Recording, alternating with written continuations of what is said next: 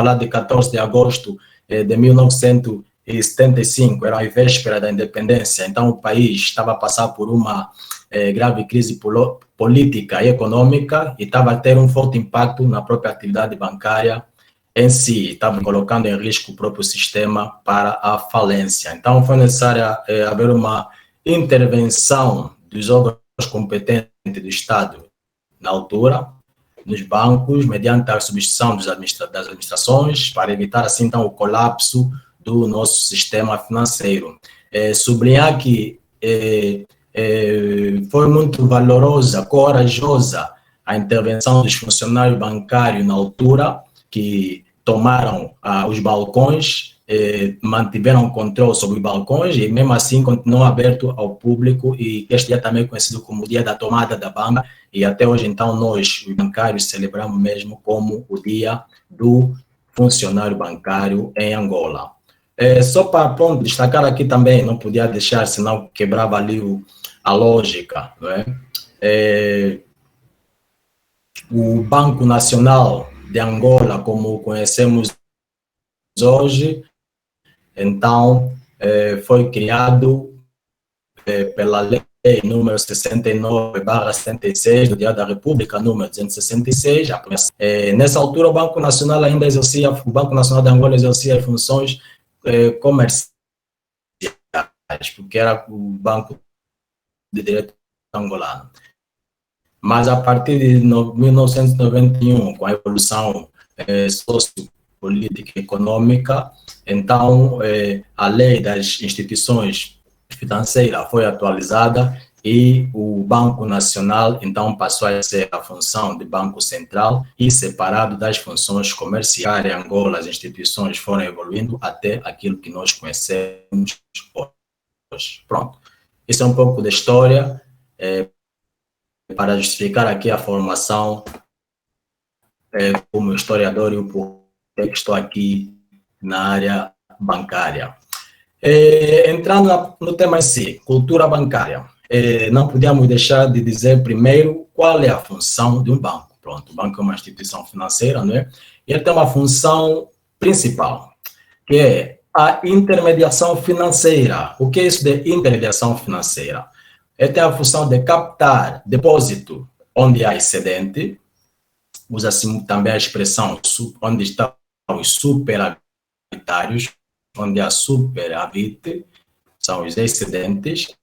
Então, o banco tem a função de captar esses depósitos e de conceder crédito a valores, e também os excedentes usavam para conceder empréstimo. Isso evoluiu, então, e é conhecido como a intermediação financeira, captar depósitos e conceder crédito. As pessoas já veem o banco a fazer muita coisa, mas a árvore de um banco é constituída por isto: intermediação financeira, captar depósitos e conceder créditos.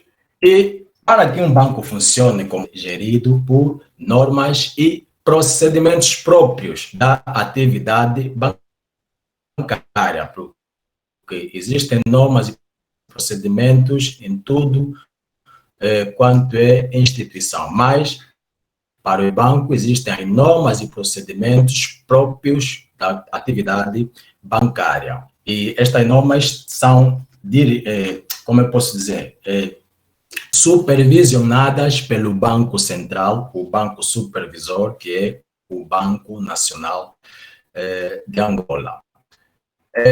Vamos falar aqui dos direitos, deveres e obrigações são consumidores bancários e também dos direitos, deveres e obrigações dos consumidores bancários, entre parênteses, clientes, para com os bancos, e não se esquecendo dos funcionários bancários, que são aqueles que, como se diz, dão cara à instituição. Portanto, no aspecto dos funcionários, vamos falar aqui acerca da ética e vamos falar também um pouco acerca do dever do segredo. A questão da ética, aqui vai ser só um resumo aqui relacionado com a questão do tema que estamos a debater, a cultura bancária, mas amanhã, que creio que vai ser muito salutar para, então, dar mais conteúdo a este aspecto da ética. Então, não mais procedimentos, direito, deveres e obrigações, ética e dever do segredo. Logo, o banco, então, exerce a sua função de intermediação financeira mediante a venda de produtos e serviços financeiros. E vamos já ver isso também no desenrolar desta apresentação. Portanto, falar da ética, não é? A ética tem a ver com uma questão de justiça social, não é? Com uma instituição que é um banco, então o banco deve ter atenção sempre à questão da ética. O banco, por norma, tem sempre um código de ética específico daquela instituição. E a própria atividade bancária faz parte do desenvolvimento econômico e social de qualquer sociedade em que está inserida.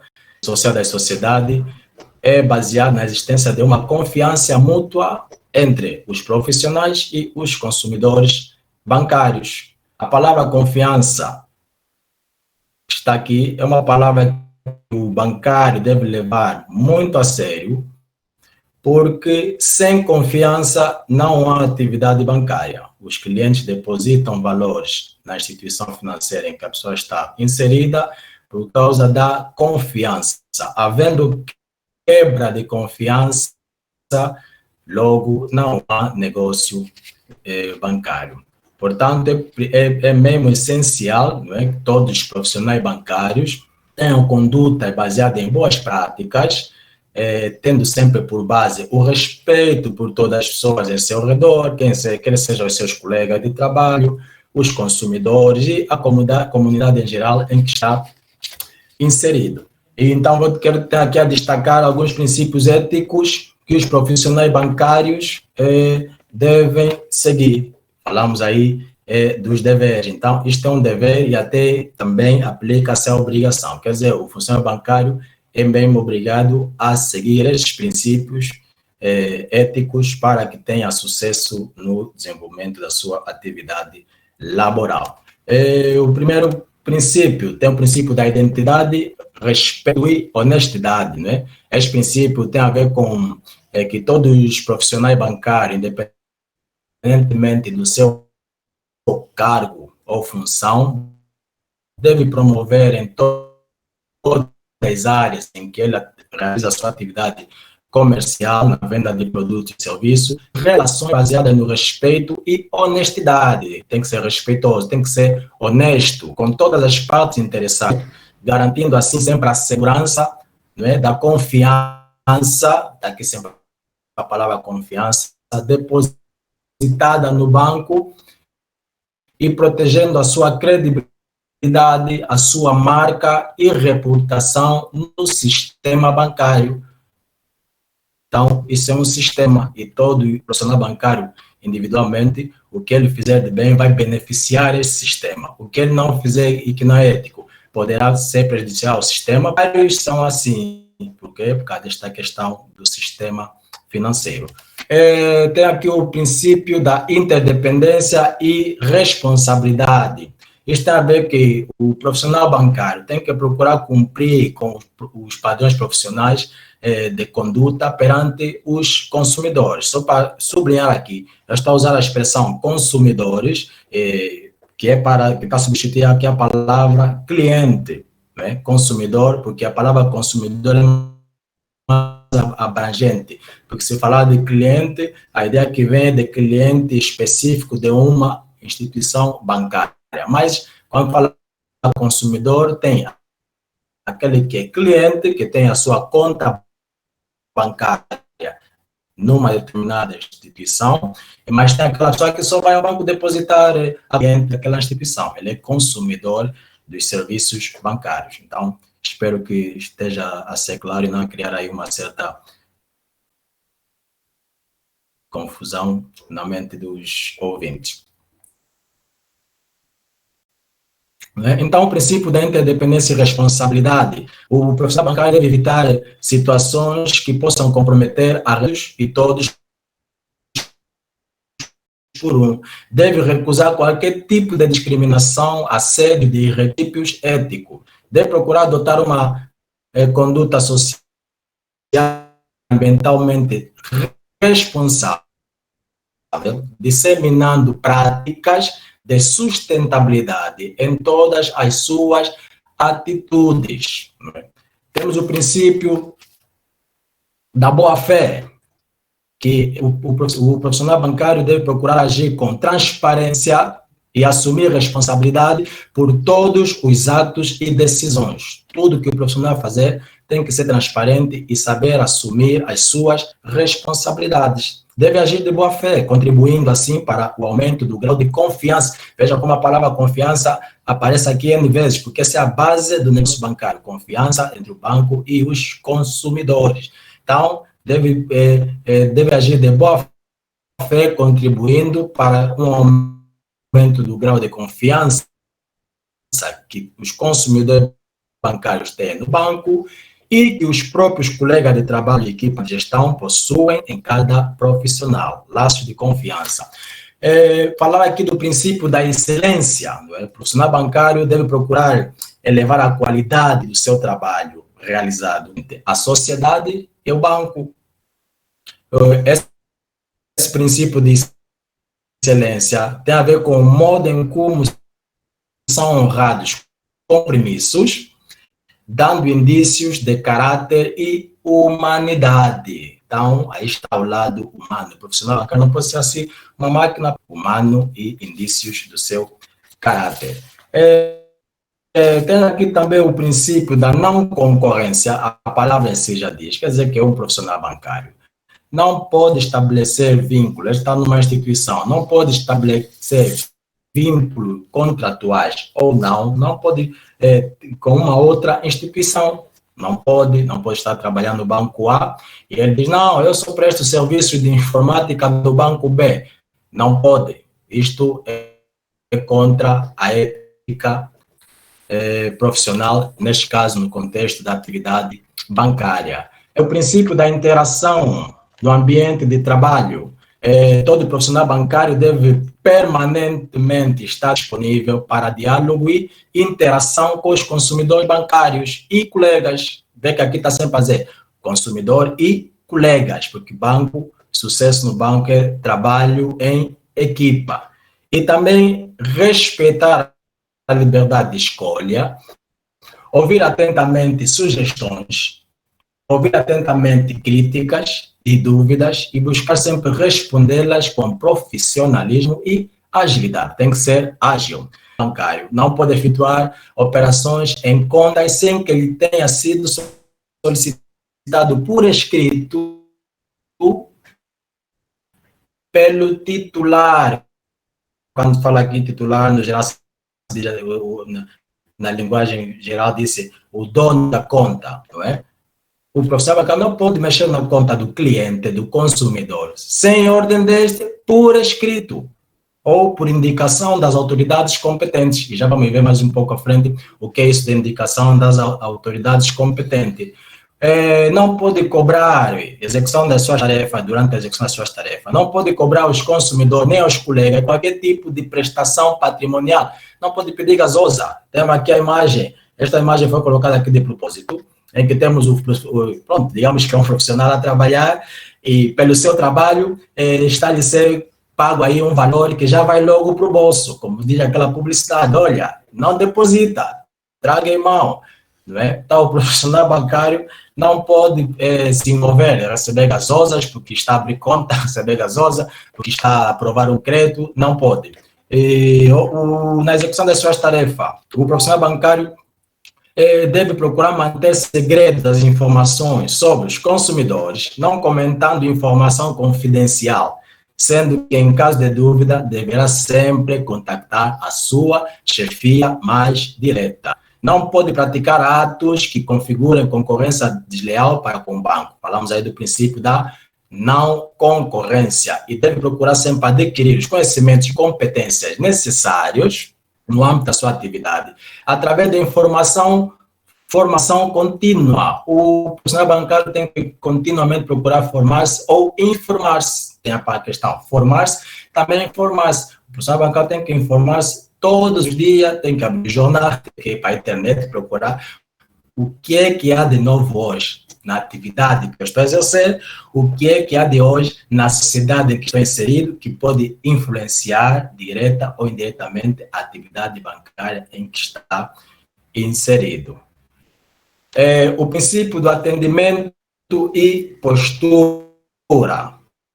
Não é? Todos os profissionais bancários devem ter isso. Pronto, isso é algo assim em geral, falando de cultura.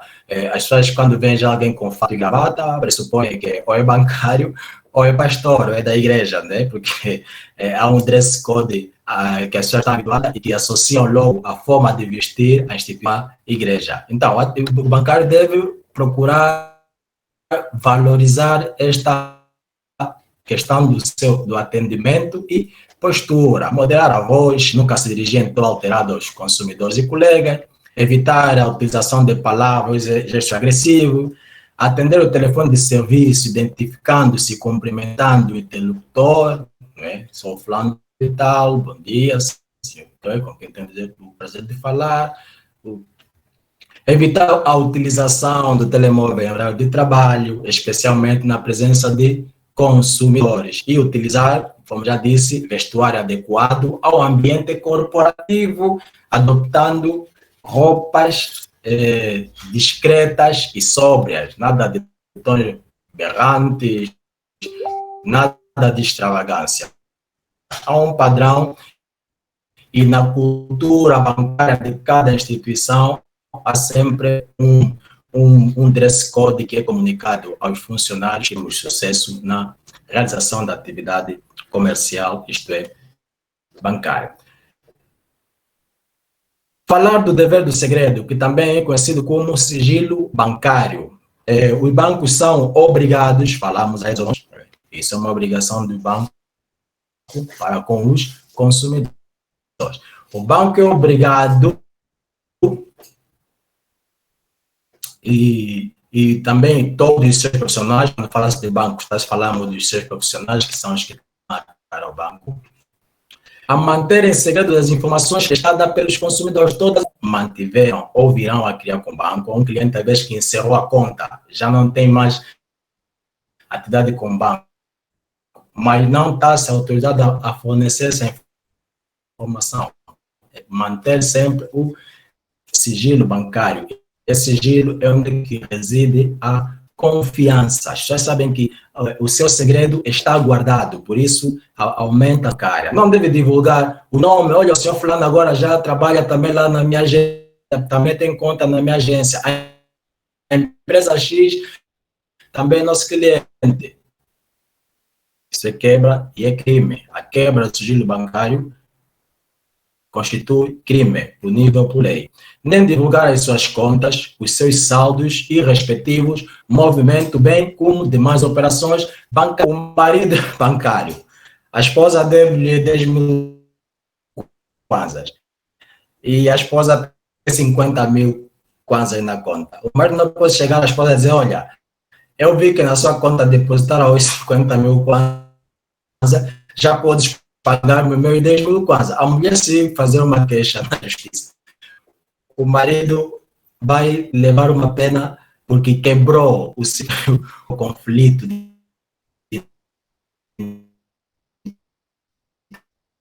interesses, tal, dessa vantagem que tem cobranças. Então, é um exemplo assim um pouco já radical, mas só para vermos a importância desse aspecto. Dever do segredo. Este que tem a ver mesmo com a palavra confiança. Mas, pronto, existem situações em que o sigilo bancário, que é o segredo, pode ser quebrado. Em situações, por exemplo, em que o próprio titular da conta, o consumidor, transmite por escrito ao banco, dá uma ordem escrita ao banco, nesse documento, as empresas usam as credenciais, não é? A pessoa pode digitar a informação que o fulano de tal autoriza o senhor B a consultar o meu saldo, a ter acesso aos cheques, a ter acesso a isso, mas o consumidor bancário, o cliente, é que manda por escrita, com a assinatura que ele deixou registrada na instituição financeira, que essa assinatura terá que ser conferida, e se em caso de dúvida ainda tem que ser feita uma ligação ao titular da conta para confirmar que aquele documento realmente foi feito por ele, não foi por coação ou falsificado, e assim as informações serem passadas a um terceiro. Então, quando isto acontece, aí está-se que é o segredo bancário com a autorização do titular da conta. E também existem instituições autorizadas, no âmbito das suas competências, a solicitar a quebra do segredo ou do sigilo bancário. O Banco Nacional de Angola, que é o Banco Supervisor, que é o Banco Central, o Organismo de Supervisão do Mercado de Valores Imobiliários, a Agência Angolana de Regulação e Supervisão de Seguro, conhecida com o acrônimo ARSEG, e também para a instrução de processos mediante o despacho de um juiz de direito ou de magistrado do Ministério Público. Se um cliente faleceu, os familiares querem saber se tem a conta nos bancos que existem e se essa conta ele deixou quantos valores, não, ele não vai correr ao balcão e dizer, olha, então o fulano aconteceu com isso, faleceu e quer saber o saldo. Isto não funciona. O funcionário bancário não está autorizado a passar essa informação.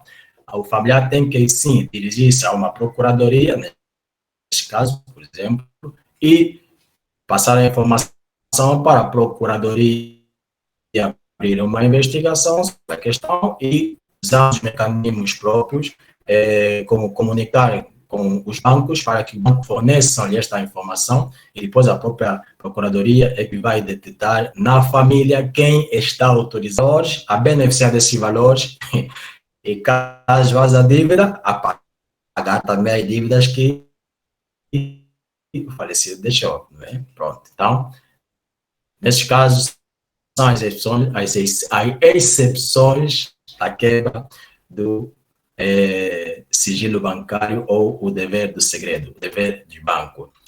Práticas comerciais que não devem ser adoptadas por um profissional bancário. Primeiro, não pode exercer, né? É uma atividade que em algum momento as pessoas dizem que seja, nós aprendemos todos os dias, porque estamos em contato direto com o público e cada cliente é um caso especial, é um caso específico e aprendemos muito no dia a dia nessa atividade bancária. Então, o profissional bancário não pode se aproveitar dos clientes para, por exemplo, fazer a pressão emocional. O que é pressão emocional? Transmitir a ideia ao consumidor que se não comprar, por exemplo, perigo no seu emprego. Olha, nós estamos aqui com uma campanha de multicaixa e eu tenho um objetivo e o meu chefe já, olha, o bancário fala com o cliente.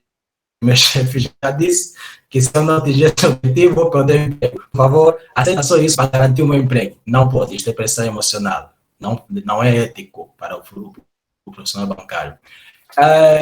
Publicidade enganosa. Publicitar produtos, na publicidade, diz que se a pessoa aderir a este produto, vamos dar um exemplo de depósito a prazo, vai ter direito a um carro. E depois a pessoa adere a este produto e no fim diz, nunca houve a conversa de carro neste coisa. Quer dizer, na publicidade foi só para atrair, às vezes, o consumidor ao balcão, abrir o seu depósito a prazo, e depois no final dizem que não há carro, não há bicicleta, nem sequer trotinete. Então, não, essa é uma prática que não deve ser adotada. Questão de venda cruzada, condicionar a subscrição de um professor, vem, eu quero abrir uma conta bancária. É claro que é aconselhável que ele tenha um cartão de caixa ao banco, é preciso ter acesso pela internet, no banco, pelo telefone, pelo tablet. Então, estes serviços têm contratos específicos para efeito. Mas se o cliente dizer que não, eu não quero nada disso, eu quero vir aqui ao banco, não quero multicaixa, porque a BC não pode falar, então, se não quer multicaixa, também não tens conta bancária. Não pode. A pessoa não pode ser condicionada a aderir a um serviço em detrimento do outro. A questão do fornecimento não solicitado e do consumidor, tendo em vista a sua idade, sua saúde, conhecimento ou condição social para conseguir vender produto ou serviço. Aproveitar-se das fraquezas do cliente, o cliente chegou com muita fé que ele queria levantar 10 mil e lá o funcionário mal intencionado põe mais um zero e escreva ali que são 100 mil kwanzas e o cliente recebe os seus 10 mil e já sabem para onde vão os 90. Isto é crime. Não se pode aproveitar. E amanhã, quando o cliente vai reclamar, às vezes, olha, eu vim levantar 10 mil, mas na minha conta saiu 100 mil. Está o funcionário que fez aquela trapaça, mostrou o cheque, assinou aqui, e eram 100 mil, quando aproveitou-se da fraqueza do cliente. Não é correto. Não é determinado o consumidor sem razão aparente ou em detrimento de outro. Informações falsas, isso é, não omitir nem cobrar taxas, comissões ou despesas que não estejam previstas no pressário. Todo banco é obrigado, toda instituição bancária é obrigada a ter um pressário afixado no seu balcão de acesso fácil aos clientes.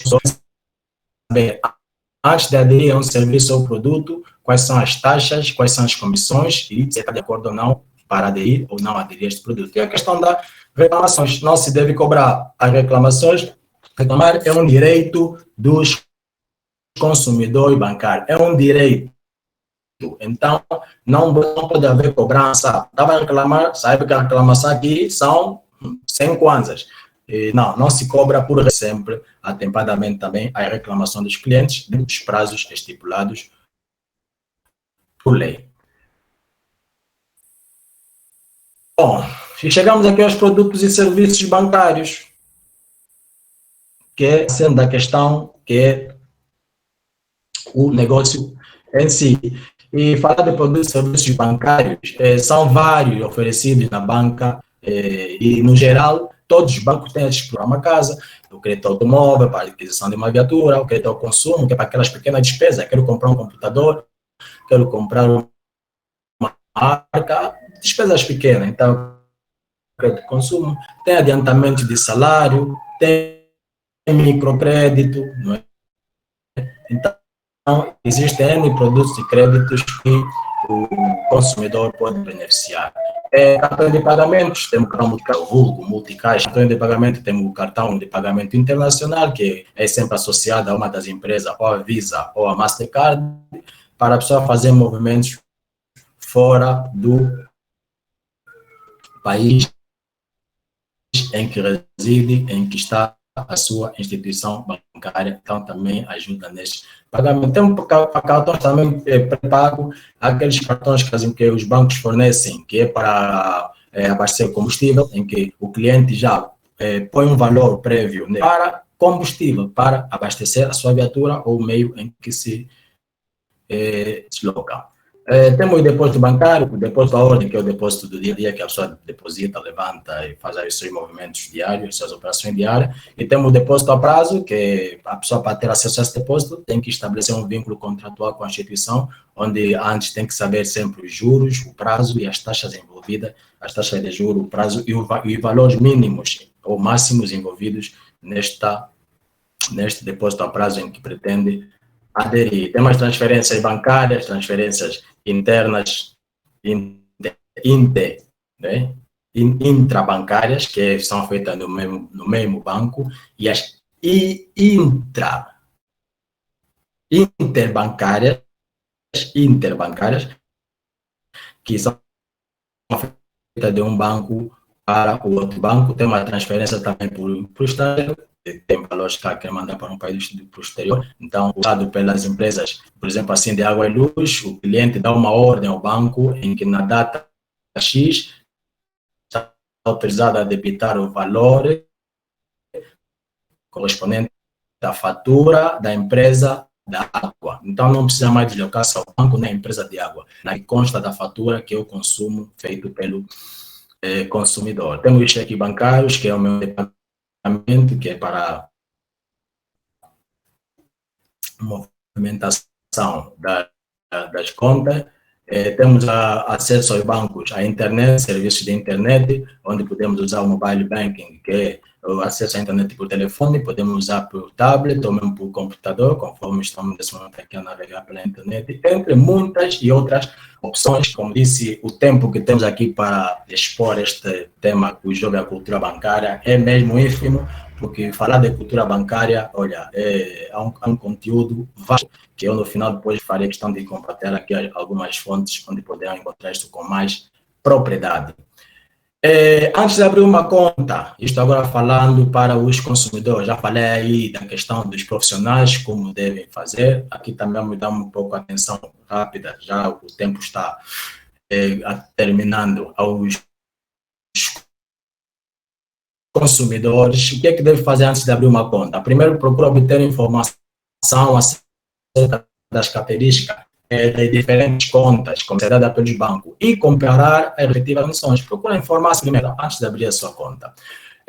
Procure comparar as informações obtidas ao nível de comissões, né, encargo associado à conta, isso como comissões de manutenção, encargo associado à realização de operações de pagamento, por exemplo, a transferência, olha, vou transferir o meu valor para outro banco, quanto é que cobra de comissão, e por aí em diante. Também saber das facilidades que tem, questões de crédito, descoberto e respectivos custos. E ler calmamente o contrato, nós fala-se a ficha da abertura de conta, é o contrato, aquele que o cliente assinou o contrato, deve procurar ler antes de assinar, porque neste contrato estão os seus direitos, os seus deveres e as suas obrigações. E tendo especial atenção às condições de encerramento de conta, caso no futuro tal venha a se concretizar, já tem a ideia de como proceder, porque tem esse direito, o consumidor tem esse direito. Né? A pessoa pode perguntar, então não posso não ser assim uma bancária?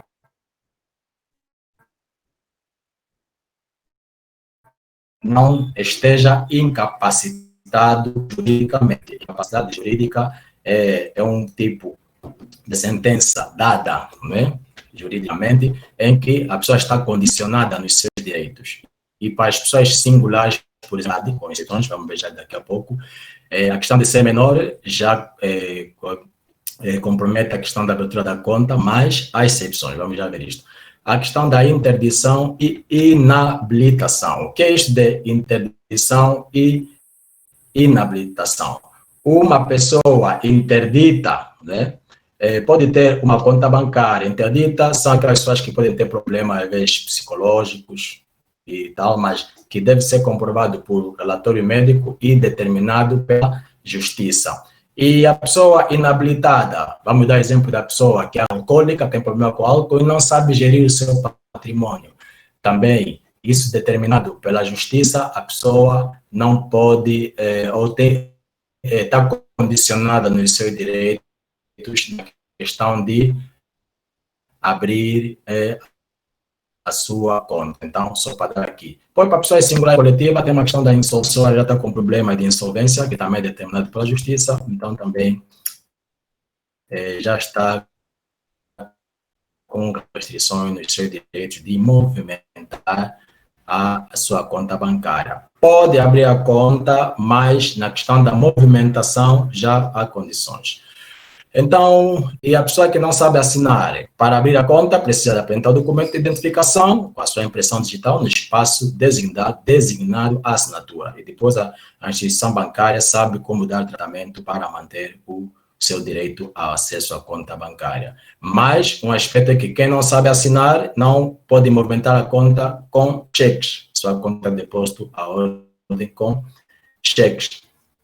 Pela questão mesmo de não saber assinar. E bancos têm um mecanismo próprio para possibilitar esta pessoa a movimentar. Serviço bancário, primeiro mesmo é necessário ter uma conta bancária, estabelecer esse vínculo contratual com um banco, na condição de cliente, e basta dirigir-se a uma instituição bancária, mercado, e apresentar esta intenção. Além de ser obrigatório ser maior de 18 anos, com exceções, as contas de menores só podem ser abertas pelos seus representantes legais ou por entidades com legitimidade para efetuar essa abertura. Quando as pessoas que são em valor superior a 16 anos podem solicitar a abertura de uma conta em seu nome e movimentar a mesma, nesse aspecto, mas nesses dois casos específicos. Menores emancipados pelo casamento, são aqueles menores de 18 anos que têm aí 16 anos, que já são casados por emancipação e mediante a apresentação desse comprovativo, que é a certidão do casamento, podem ter uma conta bancária e movimentar. Os menores com emprego ao abrigo de um contrato de trabalho regularmente celebrado também podem ter uma conta bancária em seu nome, movimentar, mas nesta conta ele só movimenta o fruto do trabalho desse contrato estabelecido. É que ele movimenta, é apenas fruto do trabalho do contrato por si estabelecido, e não outros valores. E terminando, que benefícios, então, eu acho que benefício tem utilizar serviços, produtos bancários. Olha, o meu benefício é a segurança. É seguro. A segurança, quer dizer, no geral, é de cambista e etc. Então, quem sabe melhor guardar dinheiro? É aquele que o criou, portanto, quem são? São os bancos. E a segurança está onde? Está no banco. Nada de guardar dinheiro em garrafões. O BNA, que é o Banco Central, para que as pessoas tenham conta, criou um produto que chama-se Banquita, que custa apenas 100 kwanza, e o consumidor pode abrir esta conta com a cópia do seu bilhete, cópia do cartão eleitoral, cópia da cédula de nascimento. Eu abri esta conta, tenho acesso ao cartão multicaixa e a outros serviços e produtos bancários existentes nas instituições. É para quê? Para que as pessoas sejam atraídas pela segurança que existe no sistema bancário. E a comodidade na movimentação do dinheiro, não é? Por exemplo, usar os serviços de produtos bancários, a pessoa pode pagar as suas contas estando em casa e está a pagar contas que tem nos Estados Unidos ou na China. Está a pagar, não precisa viajar para entrar isso usando os canais disponíveis pela internet e por aí fora, né? Transferir valores para familiar em outra província, em outro país, ou mesmo em outro bairro. Eu estou aqui no Sumbe, frente aqui numa zona, e quero transferir para uma pessoa que está no bairro do Xingu, por exemplo, não preciso ligar e dizer, olha, estou a vir aí entregar o seu valor, tenho dinheiro na conta, tenho os serviços, tenho os canais disponíveis, ou faço transferências, ou faço um levantamento cômodo e é seguro, utilizamos os produtos e serviços bancários. Pronto, espero que eu tenha sido claro e objetivo, que isto é um tema, como disse, amplo, e procurar aqui de tudo que tem que se falar, e mais do que até podia ter falado e não falando, fazer aqui este mini resumo, porque tenho também um tempo a cumprir. Este é um contacto para questões de dúvida, acesso a este material, quem precisa desse material, manda-me um e-mail para este endereço e eu farei questão de responder-lhe com esta apresentação. Graça, é grátis, não há aqui contas a pagar. Estamos aqui no ato solidário. Portanto, é tudo o que eu tinha a apresentar. Obrigado.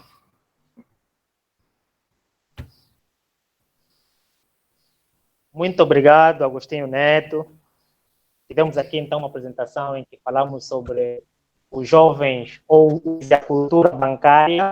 Foi um tema muito proveitoso. Acreditamos que cada um de nós que prestou atenção e assistiu a essa conferência tirou alguns pontos de vista que, de certa forma, poderão ser também perguntados ao Agostinho, como forma de se dissipar essas dúvidas. Quando estamos presentes a um jovem também sênior, né, do banco. Bem, temos então aqui algumas perguntas ao Agostinho. A primeira pergunta quem faz a pergunta é o Manuel Carlion. E ele faz a seguinte pergunta. Em função do depósito, ou dos depósitos a prazo com de juros, tem a mansão ou esclarecimento sobre a base anual, é publicidade enganosa? Olha, eu estava aqui com alguns cortes, Aristide, Ok, alguns sim. cortes. A questão é quando depois está, né? Agora as últimas, não entendi. Ele pergunta se é publicidade enganosa a promoção a prazo, Uhum. com suas taxas de juros, sem A a promoção do menção ou produto a esclarecimento prazo, sobre a base. Sim, sem menção sobre a base, não é? exatamente. Hoje, a base anual. Quer dizer, ao publicitar-se um produto a prazo, a palavra em si diz, é um depósito que o cliente vai dar ao banco para um prazo determinado, ele perdeu o direito de movimentar este valor a débito, não é? E o banco sabe como tratar deste valor, mas para ela, esse produto tem que ter informações sobre o valor mínimo, o norma dá-se o valor mínimo e o máximo é o que o cliente quiser, para começar. Tem que dizer a taxa de juros ou as taxas de juros envolvidas em variados prazos. Pode ser o prazo de um mês, 3 meses, 6 meses, um ano, e pode ser renovável automaticamente, de acordo com o que o cliente solicita. No próprio ato em si, da constituição de depósito a prazo, contratos, nós falamos contratos de adesão ao prazo, são as cláusulas que,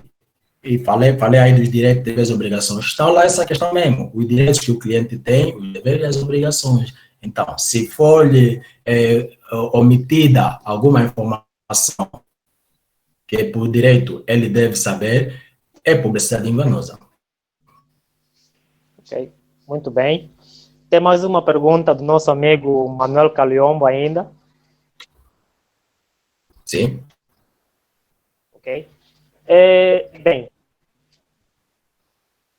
pergunta se com os níveis de bula, as bulas que existem hoje, se é possível fazer a recepção do valor ou o banco fazer a mesma devolução.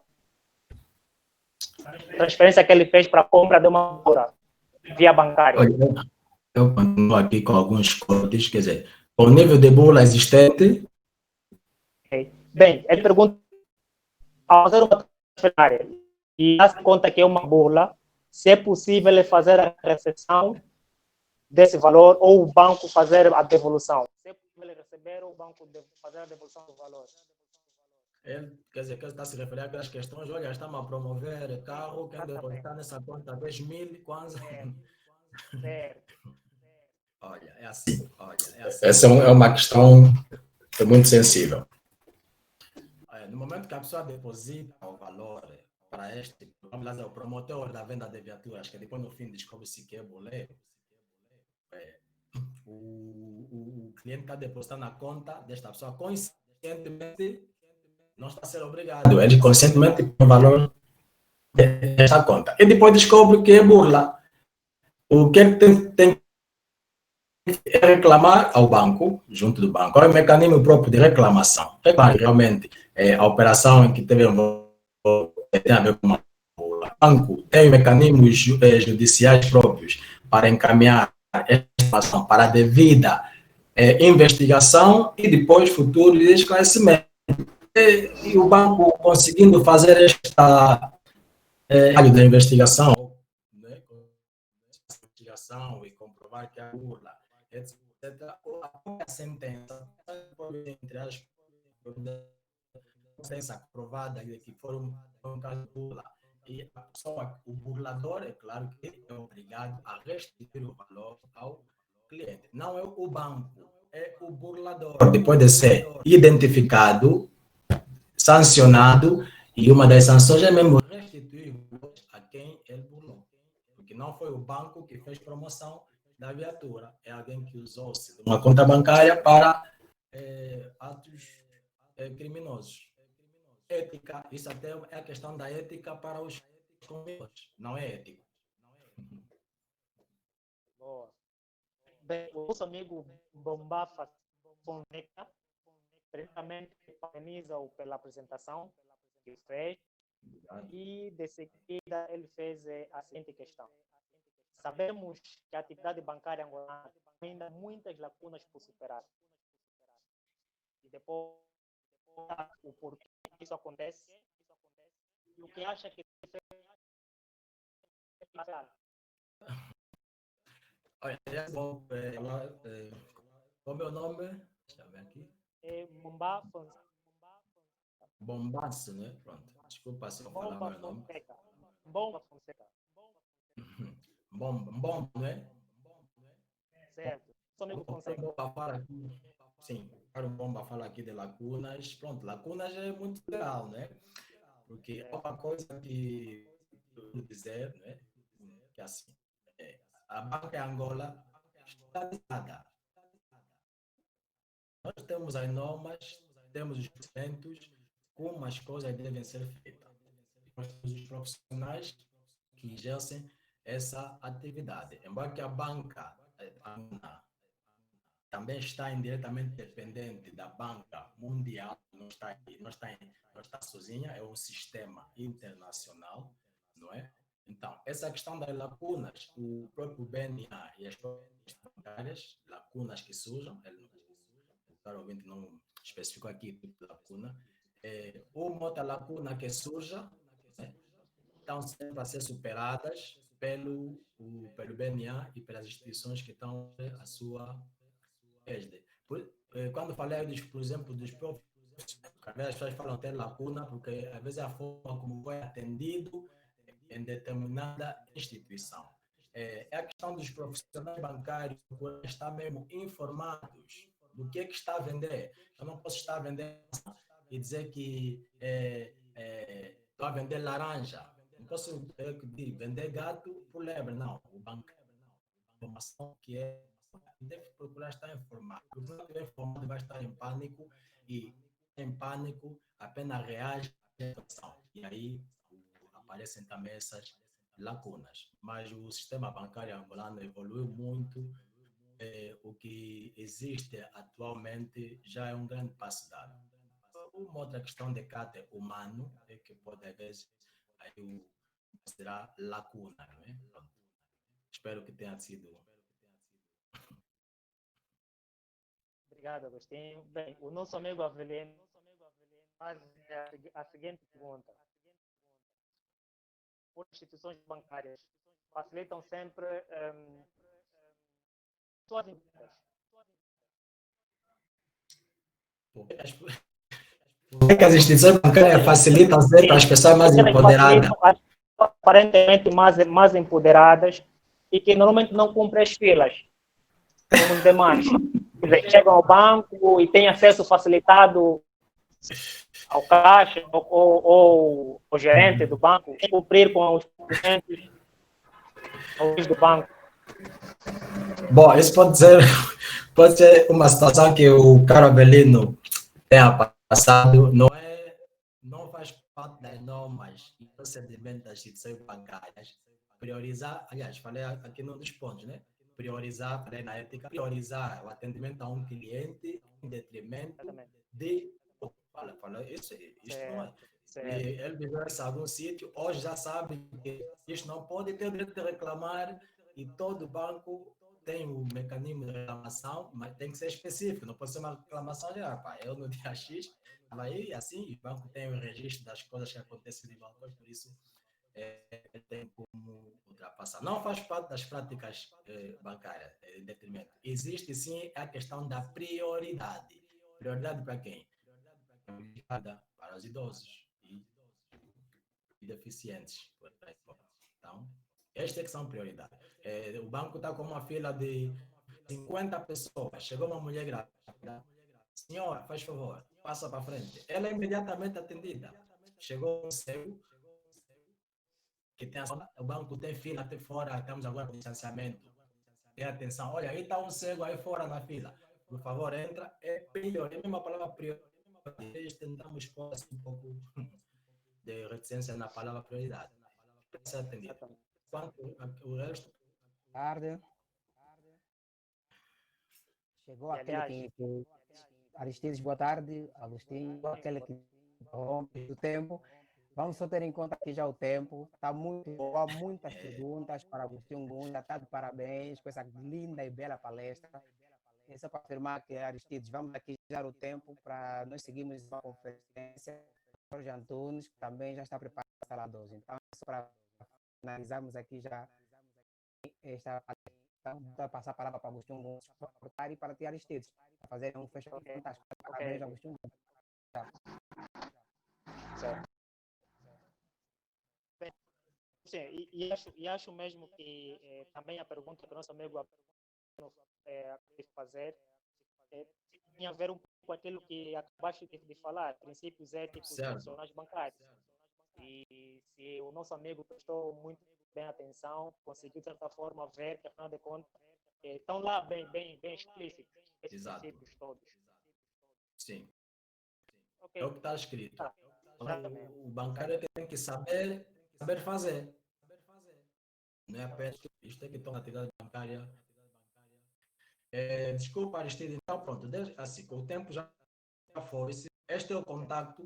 Dúvidas, questões, ou querem ter acesso a esta apresentação, mandem-me este endereço e vai ter acesso. Aqui também tem uma bibliografia para me consultar, não é? Para a realização desta apresentação, como não podia deixar de ser. Isto não é algo que eu inventei, é o que já está escrito. Apenas aqui compilação do que era necessário para partilhar a questão da tua.